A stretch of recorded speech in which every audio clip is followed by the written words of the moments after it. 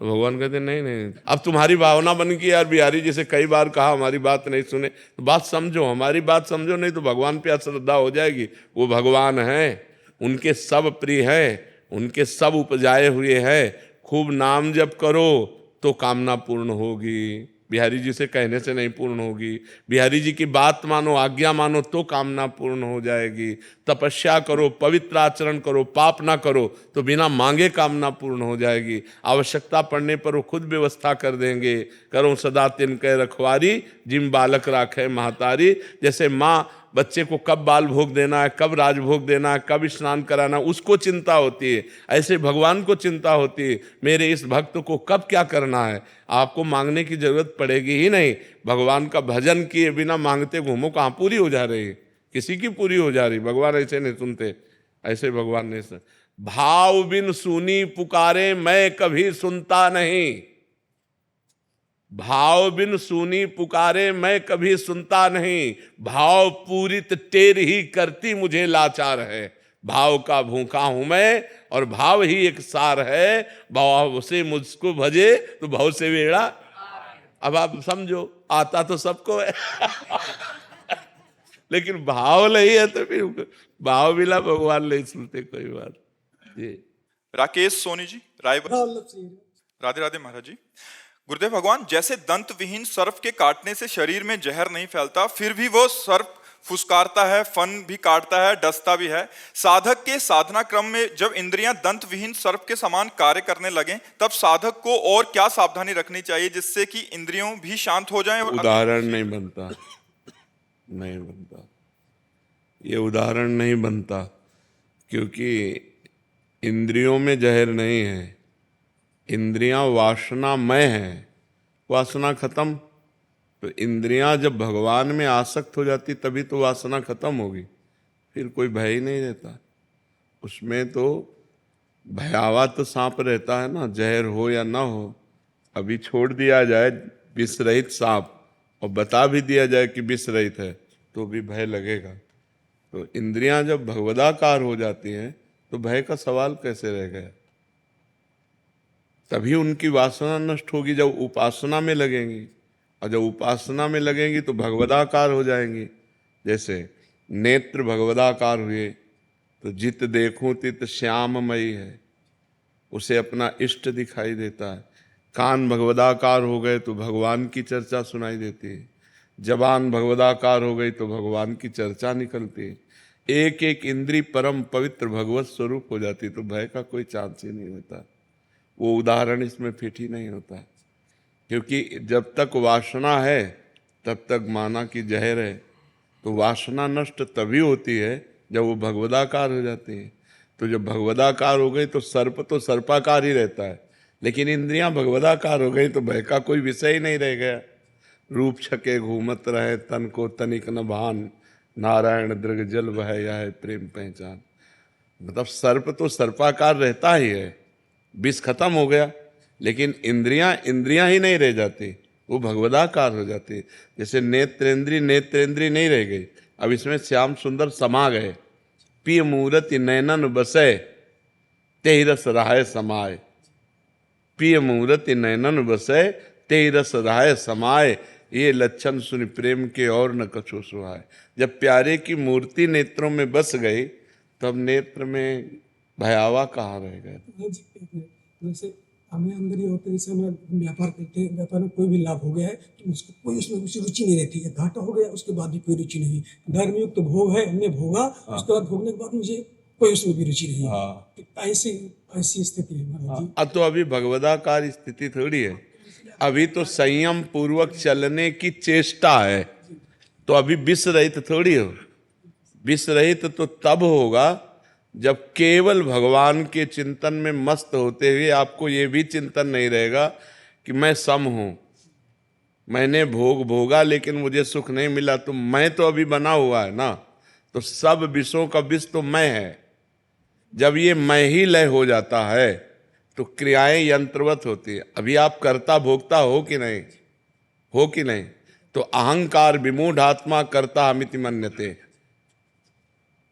समझ रहे? ये भगवान की वाणी है।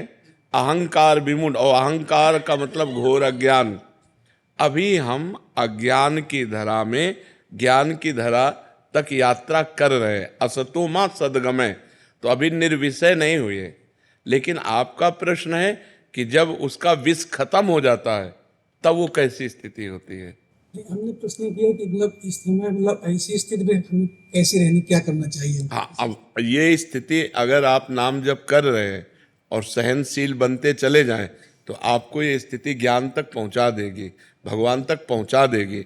स्थिति बढ़िया है, लेकिन प्रश्न हमारा उत्तर होता शब्द पे कि सर्प के विषवत दांत टूट गए हैं, अब वो केवल सर्प रह गया है। लिखा है कि मतलब जो है अभी जो है, लेकिन फिर भी है अंदर से चेष्टा है उसकी, उसमें लिखा है ना। फन काटता है, शरीर में जहर नहीं फैलता। तो आप निर्णय कैसे कह सकते हैं कि उसका जहर नहीं पड़ सकता? क्योंकि भोक्ता और कर्ता है, तो कर्ता और भोक्ता है तो शुभ और अशुभ कर्म बन रहे हैं। अवश्य में वो भोक्तव्यम कृतम कर्म शुभाशुभम, कृतम माने किया हुआ कर्म, और कर्ता भोक्ता है तो विष तो पूरा है प्यारे। एक बार हमको बता दी आपने कैसे रहना। नाम जप कीजिए और जैसे चल रहे हो ऐसे चलते रहिए। ये गलित हो जाएगा, ये लय हो जाएगा। आप ठीक चल रहे हो लेकिन प्रश्न में त्रुटि है, प्रश्न में त्रुटि। आप ठीक चल रहे हो, आपका जैसे एक गृहस्थ धर्म में चला जाता है, ठीक साधना आपकी वही चल रही है। आप नाम जप करते रहिए, समभाव से रहिए, परोपकार कीजिए, पाप कर्म न बनने पावे, तो यही वृत्ति धीरे धीरे आपकी गाढ़ होती चली जाएगी और आम कर्ता भोक्ता लय हो जाएगा। जहाँ कर्ता भोक्ता लय हुआ तब आप पूर्ण निर्विषय हो गए, भगवदाकार हो गए। अब आपका जन्म मरण नहीं होगा, अब आप भगवान को प्राप्त हो गए। बस ऐसे धीरे धीरे चलते रहिए। और जब विषय सेवन कीजिए, वर्तमान में जब विषय सेवन कर रहे हैं उस समय उसमें एकाग्रता नहीं होनी चाहिए, एकाग्रता भगवान में होनी चाहिए कि क्रिया मात्र है। हाँ, उस समय एकाग्रता भगवान की होनी चाहिए कि ये भ्रमात्मक क्रिया है, ये कोई सच्चिदानंद सुख नहीं है। अरुचि पूर्वक विषयों का सेवन, सम अवस्था में व्यवहार, हानि लाभ मान अपमान दुख सुख और नाम जप, यही पार कर देगा ये जीवन। पापाचरण ना होने पावे। बहुत सुंदर, बहुत सुंदर। रवि प्रकाश त्रिपाठी जी, वाराणसी। सतगुरुदेव भगवान की जय। श्री हरिवंश महाराज जी। महाराज जी, मनुष्य जीवन के आत्म कल्याण का सबसे सरल साधन क्या है? इंद्रिय और मन को, जो प्रमथन स्वभाव वाली इंद्रियां हैं, प्रमथन स्वभाव वाला मन है, मथित करके विषयों में लगा देता है। इसको निर्विषय करके परमात्मा स्वरूप में स्थित हो जाना। परमात्मा स्वरूप कोई और नहीं है, आप ही हैं। तत् त्वम आसि, वह तुम ही हो। ये वेद का वाक्य है, उपनिषद का वाक्य है। तत् त्वम आसि। और मैं अपने को भूलकर मनुष्य मान लिया। मनुष्य में अंतःकरण में इतना तन्मय हो गए कि जो मन कहता वो मेरी बात, जो इंद्रियां देखती सुनती बोलती वो मैं कर रहा हूँ, ये अज्ञान। अब ये स्थिति है ना कि जो मैं देख रहा हूँ तो मैं देख रहा हूँ। उस समय ये ज्ञान नहीं होता कि मैं साक्षी हूँ, नेत्रेंद्रिय देख रही है। मैं भोग रहा हूँ, उस समय ये ज्ञान नहीं रहता कि ये जनेंद्रिय भोग रही, मैं इसका साक्षी हूँ। हर इंद्रिय अपना वर्ताव कर रही, लेकिन वो अपना वर्ताव नहीं कर रहे, वो मैं कर रहा हूँ। बहुत सूक्ष्मता का ये विषय अगर समझ पाओ तो। इंद्रिय वर्ताव कर रही है विषय में और हम उसे स्वयं मान रहे हैं। मैं भोग रहा हूँ, मैं देख रहा हूँ, मैं सुन रहा हूँ, मैं बोल रहा हूँ, मैं कर रहा हूँ। आप नहीं कर रहे हैं, आप अकर्ता पुरुष हैं, आप परमात्मा स्वरूप हैं। यही जानना मनुष्य जीवन का परम कर्तव्य है। यह अध्यात्म की सूक्ष्म वार्ता है। जड़ चेतन ही ग्रंथि पड़ गई, यद्यपि मृषा छूटति कठिनाई। जड़ चेतन की ग्रंथि पड़ गई, यद्यपि झूठी है, कभी पढ़ ही नहीं सकती, पर छूटति कठिनाई। इतना विचित्र हम फंस चुके हैं अंतःकरण में। मन कहता है कि हमको ये दृश्य देखना है, नेत्रेंद्रिय के साथ मिल गया, मुझे ये दृश्य देखना है। अब आप उसको अपना मान लेते हैं, यार मेरे को आज ये देखना है, फंस गए। आप निर्णय नहीं कर सकते कि गलत देखना था या सही देखना था। अगर आप उस समय विवेकवान हैं तो आप मन और नेत्रेंद्रिय दोनों को शासन में लेंगे कि ये गलत दृश्य है, मैं नहीं देखूंगा। ये साधक की बात है।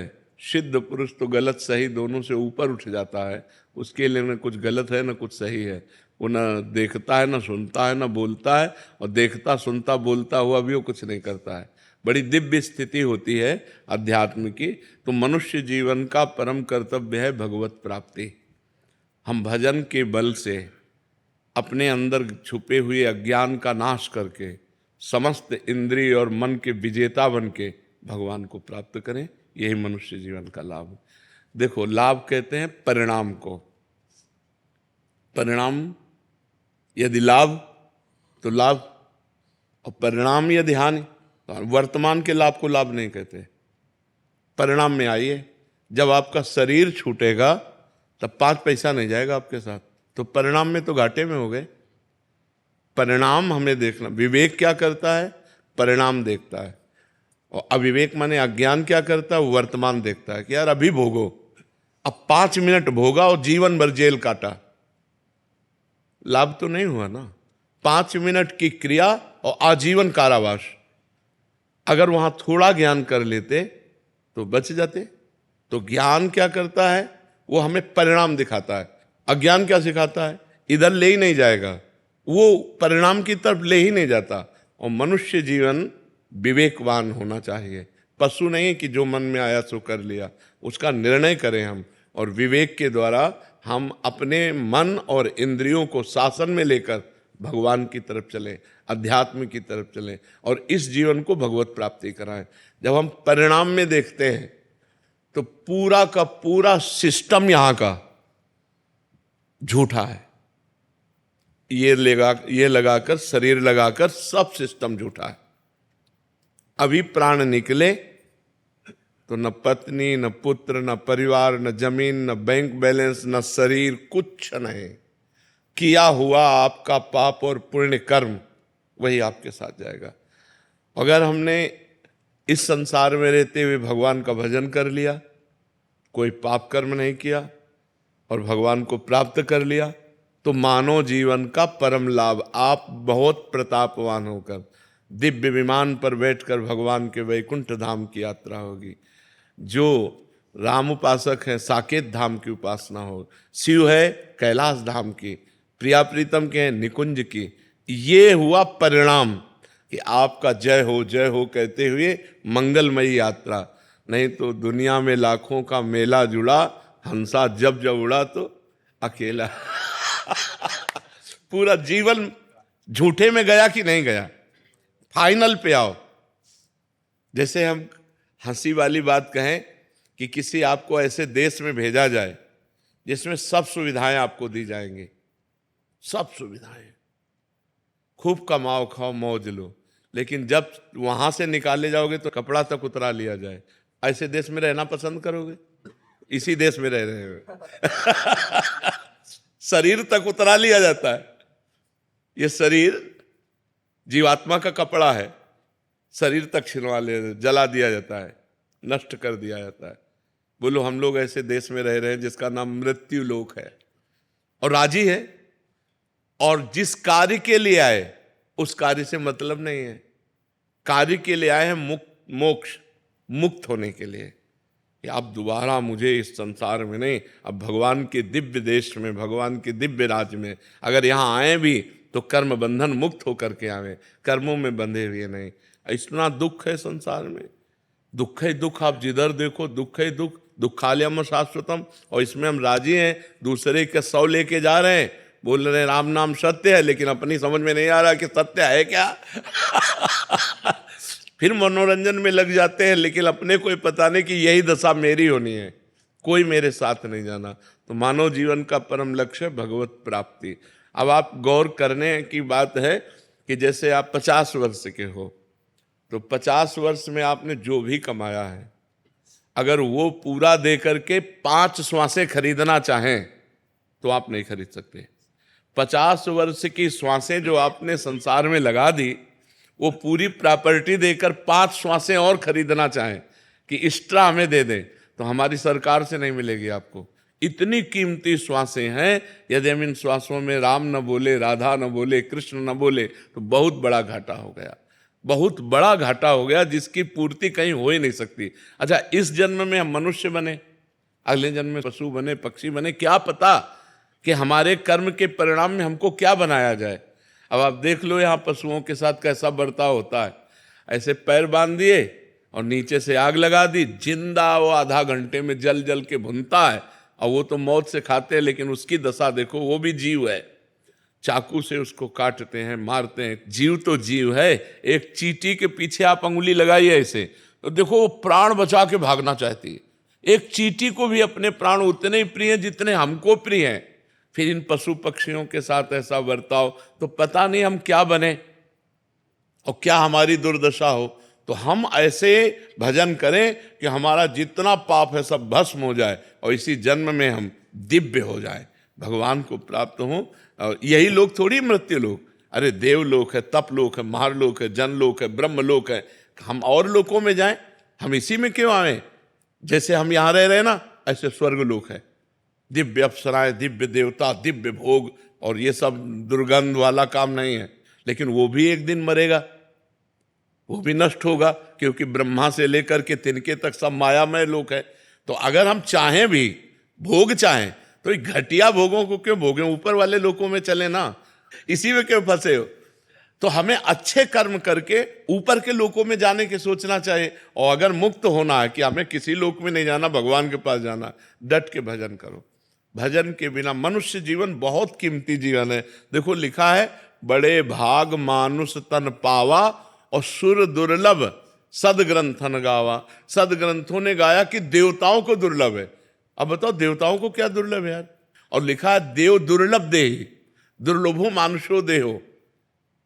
देव दुर्लभ क्यों कहा गया? क्योंकि देवता भजन करके भगवान को नहीं प्राप्त कर सकते, आप भजन करके भगवान को प्राप्त कर सकते हो। पर इतनी बात की दुर्लभता है। अगर ये दुर्लभता नहीं प्राप्त की तो तिनते खरसूकर स्वान भले। क्यों? क्योंकि वो अपने कर्मों को भोग कर ऊपर उठ रहे हैं, और हम ऊपर से अब नीचे गिर रहे हैं। मनुष्य शरीर सबसे ऊपर है, 83,99,999 योनियों के बाद ये मनुष्य शरीर है। अगर अब हम चूके तो हम नीचे गिरेंगे, ऊपर तो है नहीं। तो हम चूके ना, हम ऊपर की तरफ इससे बढ़े। अगर हमारा मोक्ष ना हो तो जैसे गीता जी में लिखा हुआ है कि जो मेरा भजन करने वाले हैं वो नष्ट नहीं होते। अगर आप किसी विषय के प्रेम में भगवान की प्राप्ति नहीं कर पाए, भजन कर रहे हैं, मान लो आप विषयी पुरुष हो और भजन कर रहे हो, तो आपको स्वर्ग ले जाया जाएगा, वहां के दिव्य भोग भोगाए जाएंगे, और फिर मृत्यु लोक में श्रीवान कुलवान धनवान के यहाँ जन्म होगा, और फिर भजन का योग मिलेगा, और फिर आप मतलब आपका अमंगल हो ही नहीं सकता। भाव कुभाव अनख आलसहु नाम जपत मंगल दिश दसहु। दसों दिशाओं में आपका मंगल होगा। इसलिए भगवान की प्राप्ति करना मनुष्य जीवन का परम लक्ष्य है। अश्विन पराशर जी भोपाल से। राधे राधे महाराज जी। महाराज जी, जिस प्रकार आत्मा को भगवान की तलाश रहती है, क्या उसी प्रकार नहीं, आत्मा को भगवान की तलाश नहीं रहती। आत्मा ही भगवान है, आत्मा ही भगवान है, भगवान ही आत्मा है। आत्मा को भगवान की तलाश नहीं रहती। अंतःकरण में जो मैं तत्व का आरोप हो गया है, जैसे अपने शरीर को आपने मैं मान लिया। आप मानते हो ना कि मैं पुरुष हूं? नहीं मानते? ये भ्रम है, ये आपकी वर्दी है, पोशाक है। भगवान ने कहा, वशांश जीर्णानि यथा विहाय नवानि गृह्णाति नरोपराणि। ये नई वर्दी है, आपको नई पोशाक मिली पुरुष शरीर की, लेकिन आपको ये ज्ञान नहीं है। आपको ज्ञान है मैं हूं, ये अज्ञान है। जो अंतःकरण में मन बुद्धि चित्त अहंकार है, उसमें जो अहंकार है वो ये पूरा का पूरा जितना ज्ञान भरा हुआ है उसी में सब भरा हुआ है। इसी अहंकार को मिटाने के लिए हमें भगवान की आवश्यकता है। जब हम भगवान को पाते हैं तो अपनी आत्मा के रूप में पाते हैं। हमारी आत्मा ही भगवान है। आत्मा और भगवान में इतना अंतर नहीं है। वही आत्म तत्व भगवान है। वासुदेवा सर्वम इति समात्मा सुदुर्लभा। भगवान ही सबके हृदय में विराजमान है, वही आत्म तत्व के रूप में विराजमान है। तो आत्मा को परमात्मा की खोज नहीं है, परमात्मा ही आत्मा है। खोज है मैं को।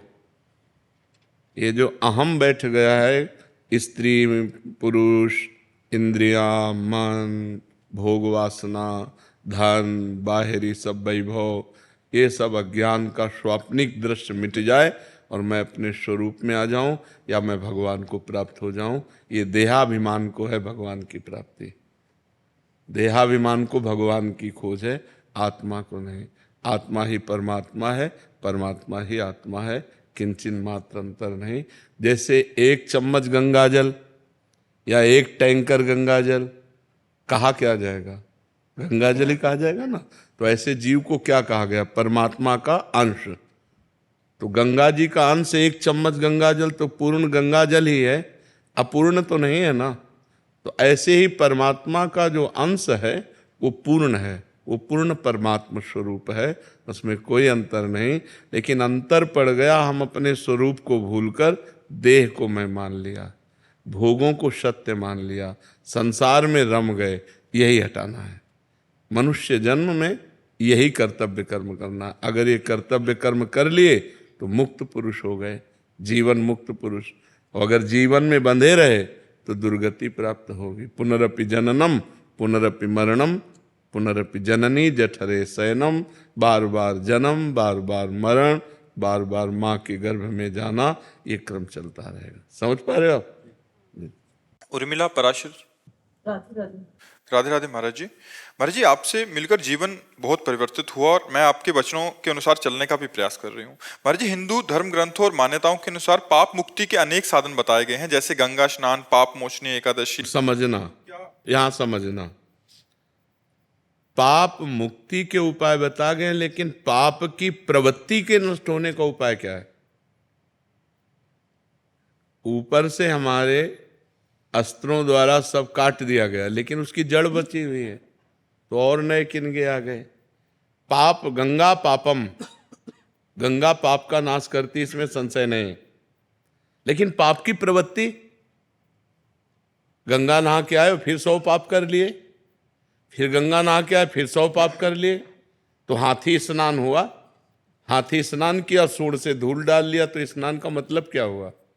तो पाप वास्तविक तो नष्ट नहीं हुए। पाप नष्ट तब माना जाएगा जब पाप की प्रवृत्ति का नाश हो जाए, पाप की जड़ का नाश हो जाए, वो है प्रवृत्ति। बोले बड़ा पाप प्रवृत्ति वाला आदमी है, बहुत पापी आदमी है। तो पाप की प्रवृत्ति सबके अंदर रहती है, क्योंकि सुमति कुमति सबके उरनाई, नाथ पुराण निगम अस कहें। तो जहाँ सुमति है वहाँ शुभ है, और जहाँ कुमति है वहाँ अशुभ है, पाप है। तो कुमति सुमति सबके उरनाई, कभी कुमति जोर कर गई तो पाप बन गया, कभी सुमति जोर कर गई तो पुण्य बन गया। तो तीर्थों के जो उपाय हैं वो पाप नष्ट करने के लिए हैं, लेकिन अध्यात्म जो है वो पाप प्रवृत्ति को नष्ट करता है। गंगा को भी निष्पाप करने की सामर्थ्य एक महात्मा रखता है। तीर्थी कुर्वन्ति तीर्थानि, तीर्थों में चरण रख दे तो तीर्थत्व आ जाए, गंगा को स्पर्श कर दे तो गंगा निष्पाप हो जाए। क्यों? क्योंकि उसने पाप की प्रवृत्ति का नाश कर दिया।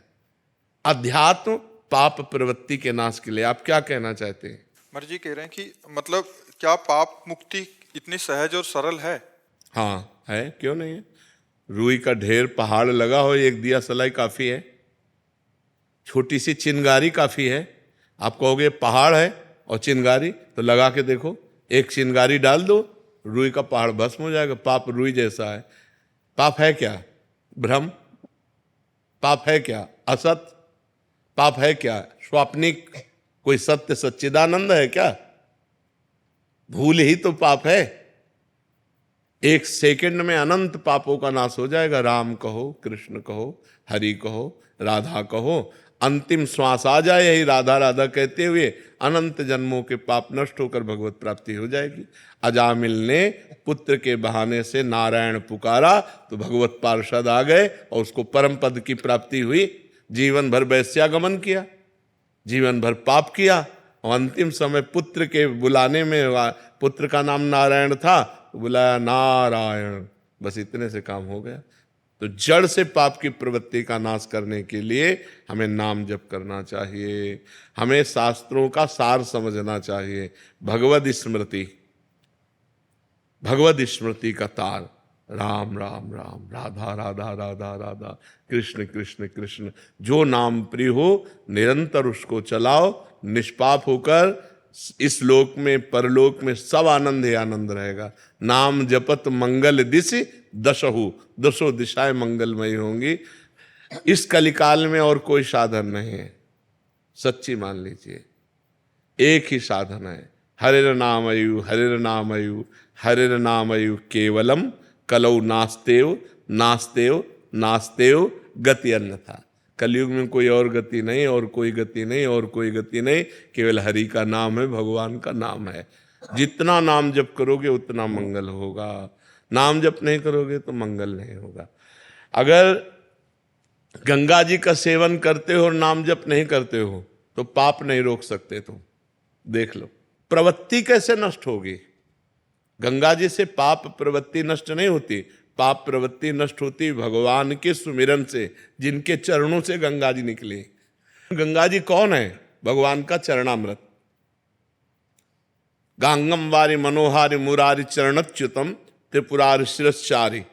जो गंगा जी हैं वो भगवान श्री हरि का चरणामृत है। वामन अवतार में जब भगवान ने अपना चरण बढ़ाया, ब्रह्मलोक गया, तो ब्रह्मलोक में ब्रह्मा जी ने जब चरण की अगवानी करके प्रक्षालन किया और अपने कमंडल में डाला तो वही भागीरथी गंगा जी हुई। भगीरथ लाए इसलिए भागीरथी कहा गया।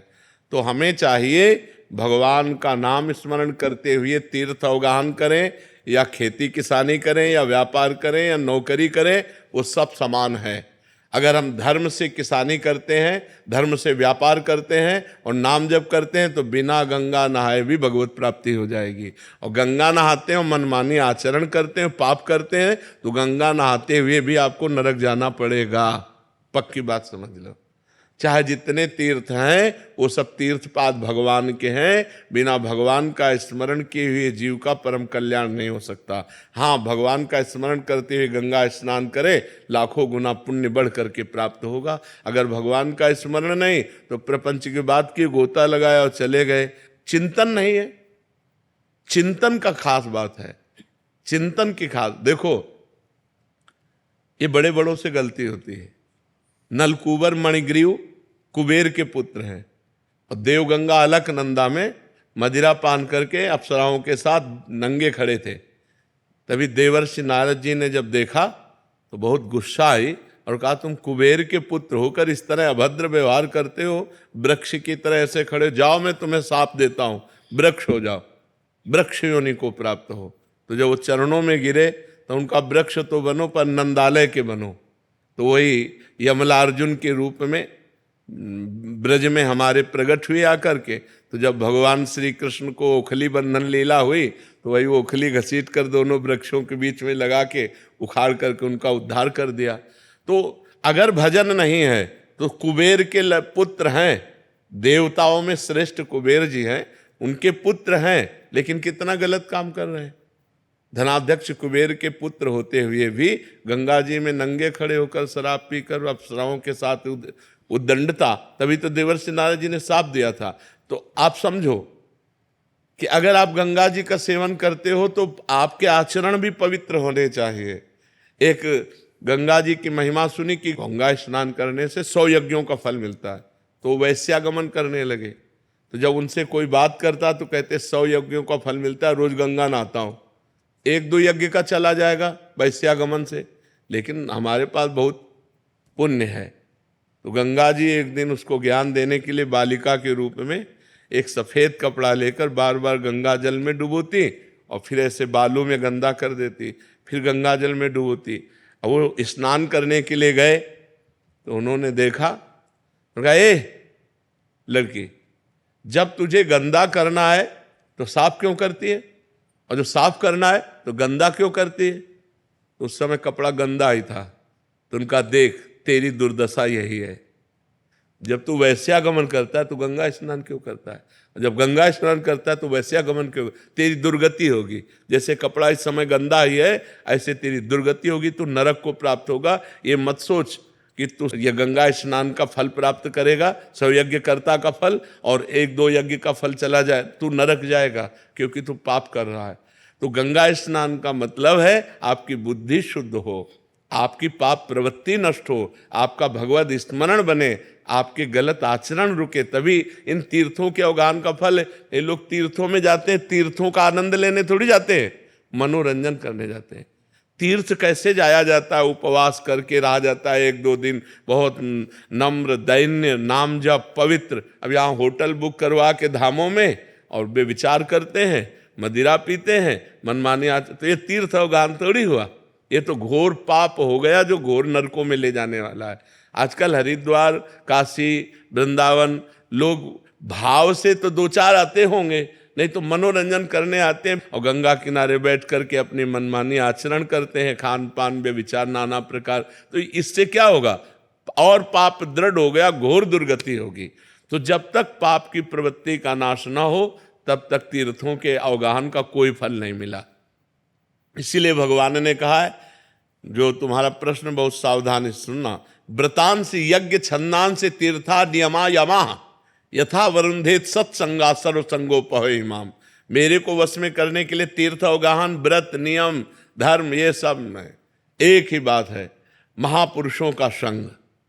क्योंकि संत संग से प्रवृत्ति जो हमारी गलत है वो त्याग हो जाती है, पाप की प्रवृत्ति का नाश। अब आप एकादशी रहते हो, मनमानी आचरण करते हैं तो आपकी दुर्गति होगी। आप तीर्थयाटन करते हैं, आप गृहस्थ धर्म का पालन करते हैं, आप और भी सब, लेकिन मनमानी आचरण करते हैं, पाप करते हैं, तो आपकी दुर्गति होगी।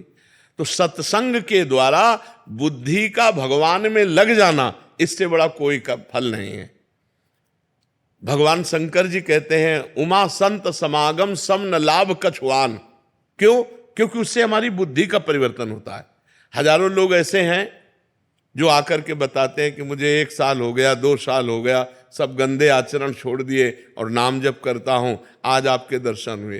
तो वाणी सत्संग की सुधार पहले कर दिया और मिलाया बाद में आकर के। तो सब तीर्थों के अवगाहन का फल, सब धर्म के कर्म का फल एक ही है कि आपकी पाप प्रवृत्ति नष्ट हो जाए, आपसे पाप आचरण होना बंद हो जाए, तो बात ठीक रहे। नहीं तो क्या फायदा, सब कर रहे हैं और फिर वही पाप आचरण कर रहे हैं, तो उससे कोई लाभ नहीं मिला। तो हमारे जो सदग्रंथों का लक्ष्य है वो है भगवान का स्मरण, अखंड स्मृति, हरिशरणम हरिशरणम, राधा राधा राधा। अगर ये है तो सब फल मिल गया, नहीं तो सो सब धर्म करम जर जाऊ, सो सब धर्म करम जर जाऊ, जहां न राम पद पंकज भाऊ। जोग कुजोग ज्ञान अज्ञानु, जहां नहीं राम प्रेम प्रधानु। अगर भगवान के चरणों में प्रेम नहीं तो जोग कुजोग है, वो ज्ञान अज्ञान है, वो धर्म कर्म आग लग जाए जिसमें भगवान के नाम में न प्रेम हो, भगवान के चरणों में न प्रेम हो। महाराज जी इसमें एक प्रश्न है कि महाराज जी क्या तीर्थयाटन या स्नान आदि या व्रत आदि नहीं करना चाहिए? ये करना चाहिए पर पाप त्याग कर। हम आज जा रहे हैं, पापी पुरुष हैं, गंगा स्नान के निष्पाप हो जाएंगे, लेकिन हमें आगे पाप नहीं करना, ये नियम लेना चाहिए। हम हरिद्वार जा रहे हैं तो नियम लेना चाहिए, आज से हम पाप नहीं करेंगे। अगर आप हरिद्वार जा रहे हैं, गंगा स्नान कर रहे हैं, अपने पाप आचरण नहीं रोक रहे, तो आपको लाभ क्या मिला गंगा स्नान का? आपको वहां जाने का फल क्या मिला? वैसे ही कि वैसे गंदे तो बने हो, वही गंदे आचरण कर रहे हो। लाभ तो जब आपका परिवर्तन हो। इसीलिए सर्वश्रेष्ठ स्नान सत्संग है। अगर सत्संग रूपी गंगा में गोते लगा लिए, ज्ञान गंगा में गोते लगा लिए, तो फिर आप निष्पाप हो गए, पाप की प्रवृत्ति का नाश हो जाता है। इसलिए तीर्थों का जाना मना नहीं है, लेकिन तीर्थों में मनमानी करना मना है। आप तीर्थों में आज जैसे जाते हो ऐसे नहीं, होटल बुक कर लिया और मनमानी आचरण करो, ऐसे नहीं तीर्थों में जाया जाता। नम्र दैन्य व्रत उपवास भजन साधना त्याग तपस्या दान पुण्य, ये सब करने के लिए तीर्थों में जाया जाता है और नियम लिया जाता है। तो बोले भाई देखो अब हम बद्री नारायण हो आए, अब हमसे झूठ तो नहीं बोला जाएगा। पुराने लोग थे कि भाई हम केदारनाथ हुआ है, बद्रीनाथ हुआ है, अब हम झूठ नहीं बोल सकते क्योंकि हम बद्री नारायण के दर्शन कराए। लोग पहले नियम, देखो हम गंगा नहा के आ रहे हैं, हम झूठ नहीं बोल सकते, हम पाप नहीं कर सकते अब क्योंकि हमने गंगा स्नान कर लिया। ये है तीर्थों के फल का, अवगाहन का फल है हमारे आचरण सुधर जाए, हमारा चिंतन सुधर जाए। नहीं तो फायदा क्या हुआ, हमें बताओ, फायदा क्या हुआ? आप गंगा नहा के आए फिर वही पाप कर रहे हैं तो फायदा क्या हुआ? गंगा स्नान का लाभ क्या मिला? गंगा स्नान का मतलब क्या हुआ? वो तो पानी में तुमने गोते लगाया, गंगा स्नान कहाँ किया? अगर गंगा स्नान किए होते तो तुम्हारी भावना बदल जाती कि ना, मैं गंगा जी का सेवन करके आ रहा हूँ, आज के बाद कोई पाप नहीं करूँगा, आज के बाद कोई गंदी बात नहीं करूँगा। वही जीवन सबके बदल में। देखो यहाँ धाम आए हो भगवान के, जहाँ करोड़ों गंगा जी समानता नहीं कर सकती, क्योंकि जिनके चरणों से गंगा जी निकली वो स्वयं यहाँ प्रकट हुए, यहाँ खेले, यहाँ उनकी चरण रज, यहाँ उनका संपूर्ण जीवन भगवान का बाल लीला तो भगवान की है संपूर्ण हुई ना, भगवान का वृंदावन धाम है। यहाँ आकर कितना लाभ लोग लेते हैं। बिहारी जी तो ऐसे ऐसे कर गए, उनके चिंतन में चल रहा है ये खाए वो खाए वो खाए, धाम का आनंद ले रहे हैं क्या?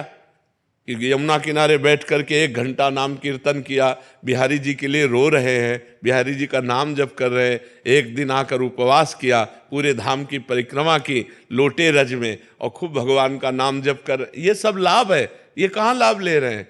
और पहले यहाँ लोग आते थे तो कपड़े उतार करके ऊपर के और फिर लौटते थे रज में, क्योंकि हमारे शरीर में ब्रजरज लगे, हमारा जीवन पावन हो। यहाँ का क्या चरित्र है, ये भगवान का परम पावन धाम, तो कितने लाभ ले जाते हैं, नुकसान ज्यादा कर जाते हैं। अब मसाला खाए चल रहे हैं, परिक्रमा मार्ग में थूक दिया, अब कोई भजनानंदी महात्मा जा रहा है भजन करते, उसका पैर पड़ा, तुम्हारे सारे पुण्य नष्ट हो गए। आप चाट पकौड़ी खाए, दोना फेंक दिए, कोई भजनानंदी वैष्णव और उसका जूठा तुम्हारा दोना उसके पैर में लगा, तुम्हारे पुण्य नष्ट हो गए। अब ये कौन जानता है? तो धाम आए तो बहुत पवित्रता पर, तीर्थों में जाए बहुत सौभाग्य, लेकिन वहाँ कैसे रहना चाहिए, ये वहाँ हमसे पाप न बन जाए, आगे हमसे कोई पाप न हो जाए, ये सावधानियां रखनी चाहिए। महाराज जी कह रहे हैं कि कभी कभी मासिक धर्म से पहले और कुछ दिनों बाद कुछ चेंजिंग आता है शरीर में ऐसा, तो कह रहे हैं कि काम की अनुभूति होती है महाराज जी, मतलब उसको फिर मेरे जीवन में कोई पुरुष नहीं है, फिर मैं इतना ज्यादा समस्या हो जाती है कि नींद खुलते ही फिर क्रिया हो जाती है, फिर मतलब ये पूरा उसका सिद्धांत भी है, यह है कि मासिक धर्म के 1 सप्ताह के बाद जब पवित्र होती है स्त्री तो उसको वेदना होती है, और सिद्धांत भी है। तो अब उसको सहना पड़ेगा, जब पति नहीं है तो व्यभिचार की आज्ञा तो शास्त्र देता नहीं है, फिर राधा राधा राधा राधा रटकर ब्रह्मचर्य धारण करना चाहिए, ब्रह्मचर्य की भावना पुष्ट करनी चाहिए। अब इधर अपने जीवन को इस तरह से बर्बाद करने से तो कोई लाभ मिलेगा नहीं। अगर हम अन्य प्रक्रियाओं को स्वीकार करते हैं तो वो सब निषेध ही हैं, वो हमारे जीवन को नष्ट ही करेंगी। तो हमें लगता है कि या तो पुरुष का वरण कर ले, किसी सदपुरुष का वरण कर ले और अपनी गृहस्थ धर्म से रहे, और या फिर उसको सहन करके ब्रह्मचारी बना रहे। ऐसा नहीं है कि हमारे अंदर जैसा आवेश आया, वेग आया, हम वैसे ही कर लें, फिर तो हम में और पशु में अंतर क्या रह गया? हम मनुष्य हैं, वेग आता है, राधा राधा राधा राधा, शांत भाव, कोई क्रिया नहीं करनी, कोई बस 2-4 दिन में शांत हो गया। अगर हम अभ्यास करें तो 2 मिनट में शांत हो जाए। ठीक तब होता है जब ज्ञान हो जाता है। तो खूब भजन करो, ब्रह्मचर्य से रहो, भगवान से रो, कोई इधर उधर की क्रियाएं मत करो। और आजकल जैसे व्यवहार हो रहे हैं कि आज इस पुरुष से कल उस पुरुष से, ये मतलब बहुत गंदी बात है और इससे दुर्गति प्राप्त हो जाएगी। इसमें धर्म नहीं है, बिल्कुल पाप ही पाप आचरण है। बहुत संभल के, बहुत सावधानी से कदम बढ़ाओ, जिंदगी कहीं खतरे में ना पड़ जाए। अगर ब्याह नहीं करना तो ब्रह्मचर्य से रहो, ब्याह करना है तो किसी अच्छे पुरुष का भगवान से प्रार्थना करके, देख समझ करके उसको तब, शरीर को तब देना चाहिए जब आजीवन के लिए व्यवहार हो जाए। शरीर को नहीं देना चाहिए। हम दोस्ती कर सकते हैं, व्यवहार कर सकते हैं, लेकिन व्यभिचार नहीं कर सकते। हम तब तक शरीर को नहीं देंगे जब तक आप हमारी परीक्षा में पास नहीं हो जाओगे। खूब देख समझ करके, सुनकर, और जब शरीर दे देंगे तो आजीवन के लिए दे देंगे। ये डिवोर्स फिवोर्स ये हमारे सनातन धर्म में नहीं है। हमारे धर्म में है, एक बार समर्पित का हाथ मिलाया तो आजीवन निर्वाह किया। पीछे डिवोर्स आदि के शब्द ही नहीं थे। तो हमें लगता है गंदे आचरण करके जीवन को व्यर्थ में क्यों बर्बाद किया जाए, बहुत संयम से रहा जाए। यही तो आवेश है, काम का आवेश, क्रोध का आवेश, लोभ का आवेश, अहंकार का आवेश, यही तो सब पाप कर्म कराने वाले हैं। इन्हीं को तो सहना है। राधा राधा ना सहन हो तो रोज श्री जी का नाम लेकर के, अपने पास जैसे बच्चा है, अब उसका कोई बल तो है नहीं, रो देगा माँ के लिए तो माँ को दौड़ के आना पड़ेगा। तो हमारा बल क्या है? श्री जी है। तो हम जब हम विकल हों, कोई हमें आश्रय, तो हम गंदी क्रियाएं नहीं करेंगे, रो देंगे कि प्रभु आप देख लो। वो जहाँ रो दिया तो ऐसा संभाल देंगे कि आजीवन संभल जाओगे। बहुत अच्छे बच्चे हो, अपनी बात कह रहे हो तो इस बात को समझो, इधर उधर की चेष्टाओं में मत फंसना। पुरुष का वर्ण करो तो देख समझ के वर्ण करो, एक बार वर्ण करो तो आजीवन उसका वर्ण करो। ये जो आजकल चल रहा है ना, बहुत गंदा चल रहा है, बहुत गंदा चल रहा है। लिव इन रिलेशन, ये सब बहुत गंदा चल रहा है। ये हमारा धर्म नहीं कहता है। बहुत सावधानी से चलो बच्चा, जीवन बहुत कीमती है, इसमें भगवान की प्राप्ति हो जाए, ये बहुत उत्तम बात है। आपने अपनी मन की व्यथा कही हिम्मत करके सबके बीच में, इसलिए हम आपको प्रणाम करते हैं। बस आप अपने संयम से रहना, कोई चेष्टा इधर उधर मत करना, वो धीरे धीरे शांत हो जाए। जैसे आज हमको 100% जलाया, हम सह गए, तो कल 90% जलाएगा, फिर 80%, फिर धीरे धीरे धीरे धीरे फिर खत्म हो जाता है। बच्चापन से बाबा जी 13 वर्ष की अवस्था से, और जिंदगी में किसी माँ बहन को पीछे जब गंगा किनारे जवानी पूरी रही, अब तो इसलिए देख रहे हैं कि प्रश्न उत्तर बातचीत सब ऐसा नहीं, पर जिंदगी में हमने ऐसे नहीं देखा। छूना, बातचीत करना, मिलना तो बात जाने दो, ऐसे नहीं देखा, फेस टू फेस नहीं देखा, सदैव ऐसे ही रहे। और गंगा किनारे कौन देखने आता है? खाना तो मिलता नहीं था, रहने का ठिकाना नहीं, गर्मी सर्दी बरसात 20 वर्ष ऐसे काटे, धीरे धीरे धीरे धीरे धीरे। तब वही अनुभव कह रहा हूँ कि पहले 100%, फिर 90% उसको देखा है, फिर 70%, फिर कम परसेंट होते होते होते अब शांत एकदम। जब शांत हो गया तब सब कुछ मिल गया। जब शांत नहीं था तो ना खाने का था, ना रहने का था, ना कुछ नहीं था। और जब इच्छा नहीं है तो दुनिया की चीजें तो हम इसलिए कहते हैं कि धैर्यपूर्वक सहो, ये सहना तुम्हें महान बना देगा। गलत आचरण में मत उतरना, ये सबके जीवन में रहता है। कोई ऐसा यहाँ पैदा ही नहीं हुआ भगवान या भगवान के महान भागवतों के सिवा जिसको काम क्रोध ने अपनी चपेट में ना लिया हो। सबको रोना पड़ा है, सब भजन करके आगे बढ़े हैं, सबके ऊपर भगवान की कृपा हुई जो निष्काम हुए हैं। नहीं तो सब पूरा संसार इसी में तो फंसा हुआ है। बहुत धैर्यपूर्वक रहना। महाराज जी, जैसे क्रोध और ओवर थिंकिंग जाप करने के बाद भी नहीं जाती? नहीं, ऐसा बच्चा नहीं है। जाप जैसे हमारे मनोमालिन्यता 1 किलो है, हमारा जाप 100 ग्राम है, तो 900 ग्राम अभी बकाया है ना। बात समझ रही हो ना? अगर हमारा जाप उस कोटि का होने लगेगा तो ओवर थिंकिंग भी खत्म हो जाएगी। मन की मलिनता जहाँ नष्ट हुई तो निगेटिव पार्ट उसका शांत हो जाता है। बड़ी दुख की परिस्थिति में भी पॉजिटिव चिंतन होने पर वो बड़े से बड़े दुख को भी क्रॉस कर जाता है। और जब हमारा मन मलिन होता है तो अच्छी बात में भी वो निगेटिव पार्ट रख करके वो दुखी कर देता है। इसलिए हम थोड़ा जाप और बढ़ावें। ऐसा अगर हम कहेंगे कि हम जप करते हैं और फिर भी दूर नहीं होता, तो फिर हम लोग बैठे हैं, उसी के बल से हम सब कुछ दूर किए हुए हैं। समझ रहे ना बच्चा? तो और हम पॉइंट अपना बढ़ाएं। जैसे बहुत गंदा कपड़ा है, हम 5 ग्राम उसमें वॉशिंग पाउडर डालें तो साफ नहीं होगा, उसमें 50 ग्राम चाहिए। ऐसे हमारा मन बहुत जन्मों का मलिन है, 2-4 माला कर लिया तो अभी सफाई नहीं हुई, हमें और जब बढ़ाना चाहिए। ठीक है ना? हाँ, उस पर विश्वास कीजिए, वो निश्चित आपका सब कुछ ठीक कर देगा। सद्गुरुदेव भगवान की जय। जैसे ये आपने जैसे लिखा है महादेव, है ना? और ये आपका बायां हाथ है, लेफ्ट है, तो सोचने में इसका प्रयोग होता है तो महादेव लिखा हुआ है। आप जब नहाते हैं तो इसका जल निकल कर पैरों में भी जाता है, तो कहीं ना कहीं अपराध बनने की संभावना होती है। तो हमें लगता है, हम निषेध करते हैं कि भगवान नाम और भगवत रूप के टैटू ना बनवाए जाएं, क्योंकि उससे ठीक नहीं रहता। तो त्रिशूल को फूल बनवा दीजिए, ठीक है, त्रिशूल की जगह, और जहाँ महादेव लिखा हुआ है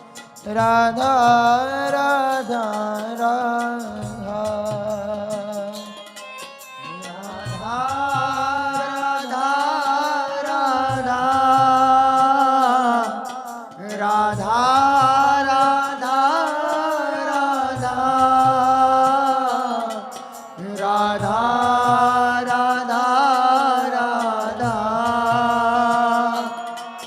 राधा राधा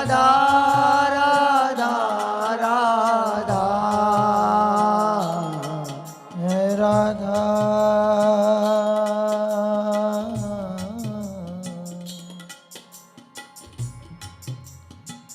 राधा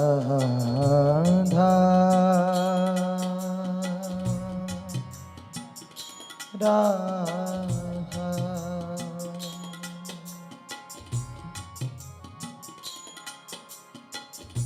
इतना तो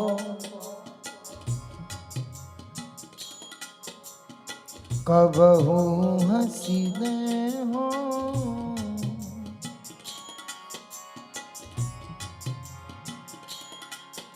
इतना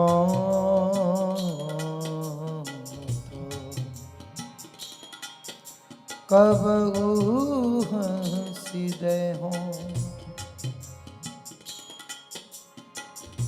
सुनहु कृपालु किशोरी राधे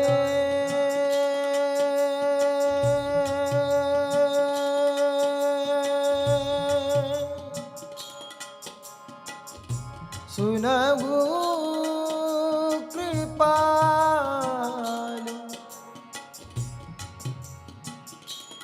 किशोरी राधे राधे राधे राधे राधे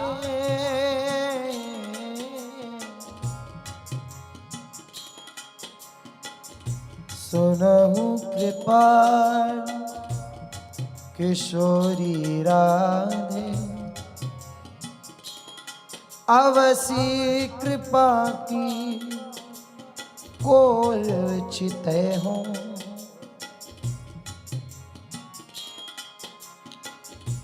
इतना तो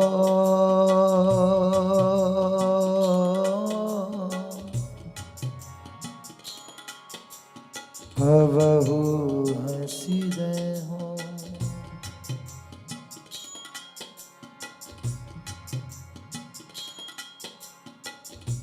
तुम मोही मिलो मिलो ना कृपा निधि मोको ढूंढत तो भटके हो